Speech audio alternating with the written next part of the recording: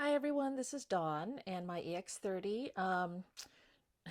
Okay, this video is gonna suck because I'm just holding the iPhone in my hand. Oh my gosh, I'm so shaky.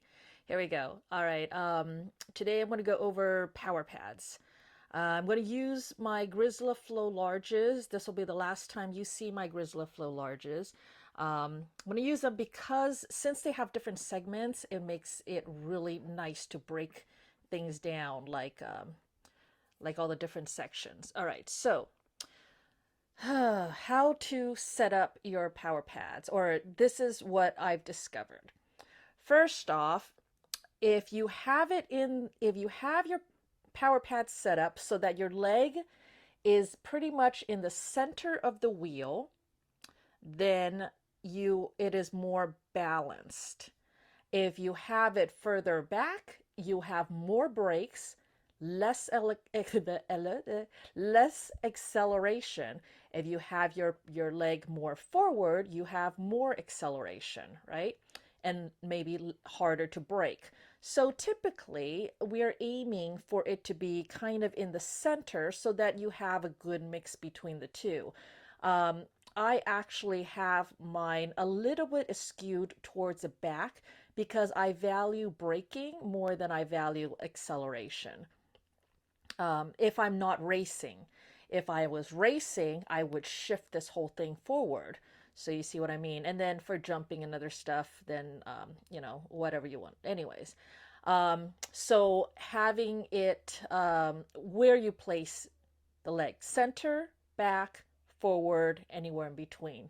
Now, if you have this higher up on your leg, you use more of your legs. So there was a period where I actually would extend my power pads all the way up to the top of the wheel as high as I could get because that actually meant that I could lean my thigh into it and being able to push, because right now this is pushing with my lower leg, right? If I could get my upper leg to push into the wheel as well, that gives me more of my leg pushing it. That gives me more power, more leverage, and all that. It does reduce your maneuverability on the wheel though, but that was what that was for. So stick more Velcro up here and then stick another little pad up here and being able to push or move this whole thing up, something like that.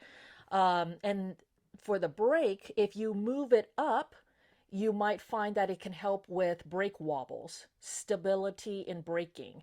If you move it higher up, for some people that works. For me, well, anyway, so that's why you might want to move the whole thing up versus down. Okay. Then what I generally do is I will go ahead and put my foot onto the pedal,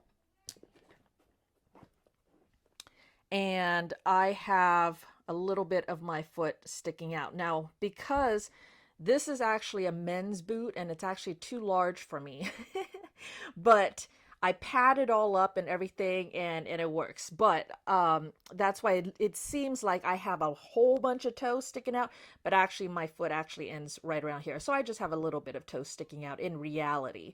And it's just because it's such a big boot, and that's why it looks like I'm more skewed towards the rear, but I don't know, it's not really. So the when I first put my foot onto the wheel, then I feel what position is most comfortable, and the first thing I want to line up is actually this toe. I want to cram this corner into the top corner of my foot as close as it can be. And then I open this up and I turn. Now this is why I like the Grizzle Flows, because I like being able to turn this down so that I have very little wiggle room, very little to no wiggle room over here. And this toe is locked in. When this toe is locked in like that, one, it helps with acceleration, because when I lean forward, I immediately am pushing into here and here, right? If I lifted my foot up, I can lift up my foot to accelerate or whatever, and it's going to push against here. And if I want to bunny hop, then this will catch. So this is my first point that I line up against my foot. Then the second thing I line up is this angle over here.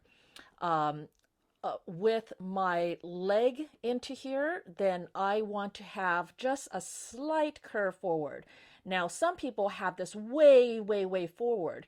I don't want so much to lean so far out because if I lose my balance, then it is a lot more distance to get back to neutral and maintain my balance and recover.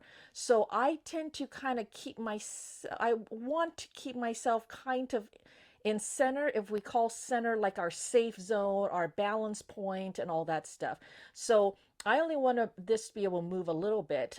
If I was doing more aggressive riding, faster acceleration, things like that, then I would move this out maybe at a steeper angle over here so that I can lean further into the acceleration.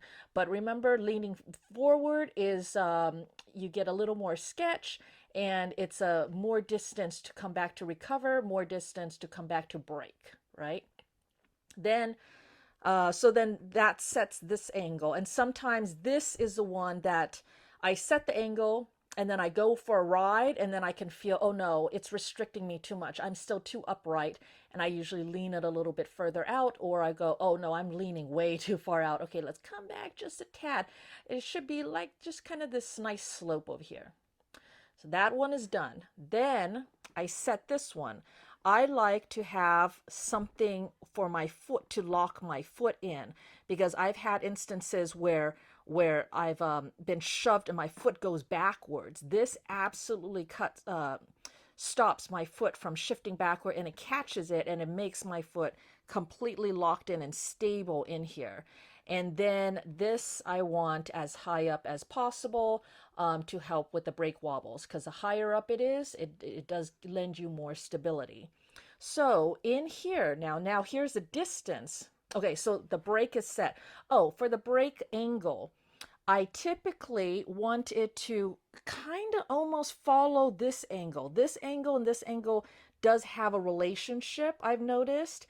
And they kind of follow each other, but different pads, it'll look differently.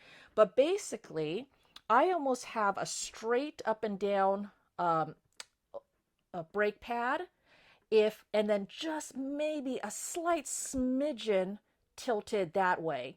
That way, as soon as I lean back on it, it's going to catch, and any lean I go, it's going to be just torquing on this over there. But when I notice that if it is like this, it'll dig into the back of my calf if I try to brake. If it's too straight up and down, it'll dig. And I found that there is a very slight angle that it doesn't dig at all, and it actually feels comfortable for you to lean back into it and really push on the brake. So so my brake pad is straight up with just a slight little tilt to the back.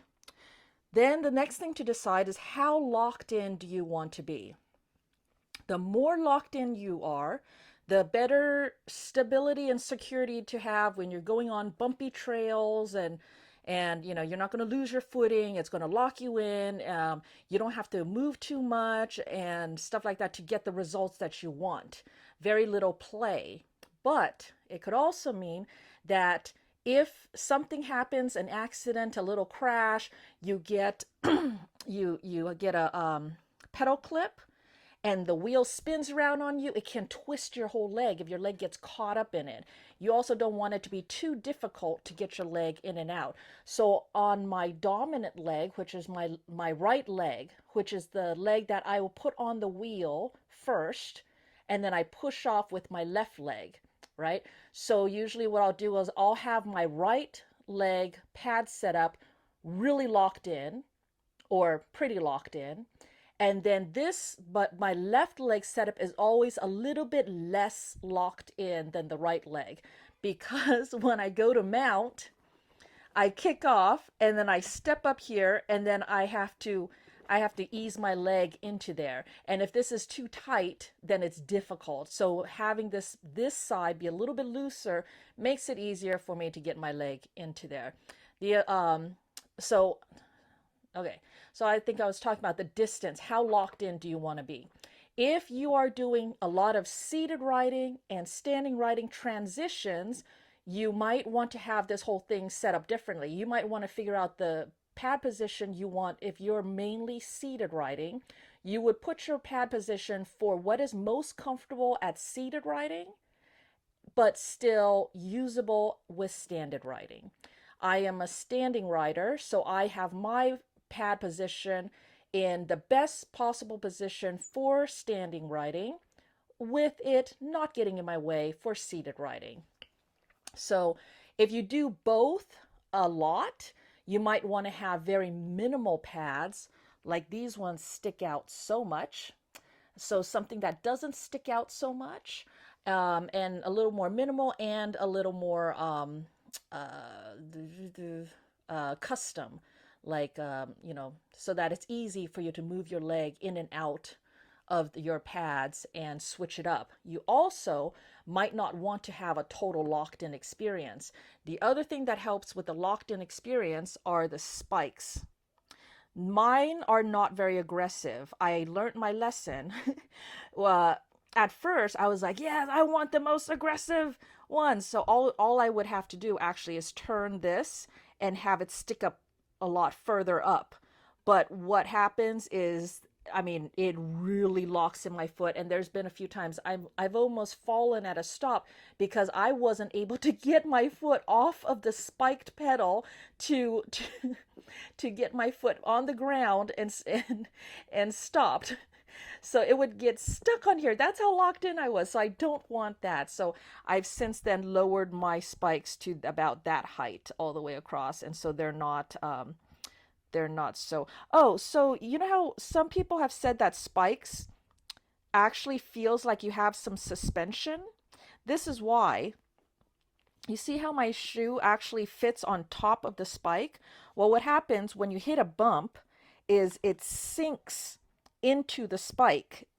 Obviously, it would sink all the way down if my weight was in the boot and on it, right? It would sink all the way down, and that is that little bit of suspension feeling that you're feeling, is the rubber going in and out of the spike. Because otherwise, look, it just sits on top of the spike.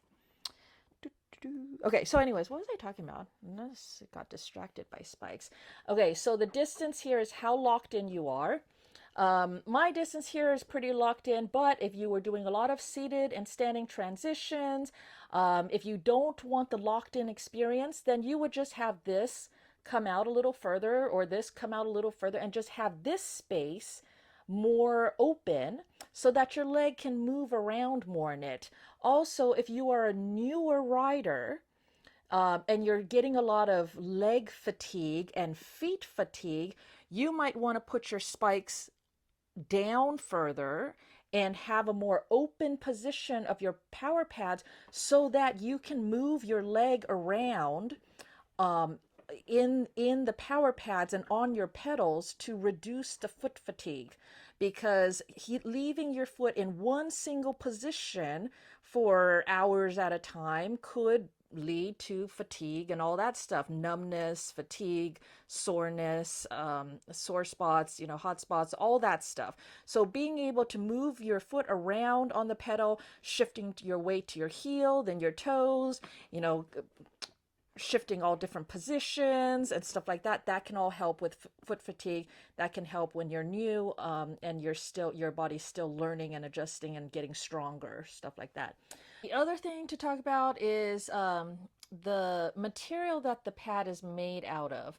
So these Grizzlas, I love them, but I am going back to my Clark Titans, which look like this. And the reason why is this is the only one, this is the only pad that doesn't give me hot spots and gives me all the support that I need. What I don't like about them is that when you cut them, it's kind of hard to make them look pretty and all that, but I have since figured out a way to cut them that still looks nice. Also, it is set. So you don't have, it's not as modular where you can change this angle. That's not too big a deal, but I do like being able to tilt this down. I do like being able to change this angle in comparison to this angle and that angle. Yeah, I like all that. The softer ones is more comfortable for me. I guess I just have really, really bony, sensitive shins. But yeah, I was able to figure out how to cut these and have them look pretty nice, if I do say so myself, at least nicer than they have been in the past. And what I did was I cut them and then I seared them with a hot knife. Seared the edges, softened, rounded the edges, and then seared them. Searing it changes the color and makes the color of this match this color better, because otherwise when you cut it, it's a whole different color. I think it's a lighter color and it just looks really obvious. But when you sear it, then it kind of matches up the color and then makes it look a little bit nicer. Anyways, there you go. I think I've gone over everything. If there are any questions, please let me know. Otherwise, please like, comment, and subscribe. Hit the notification bell, all that good stuff. And I will talk to you guys later. Bye-bye.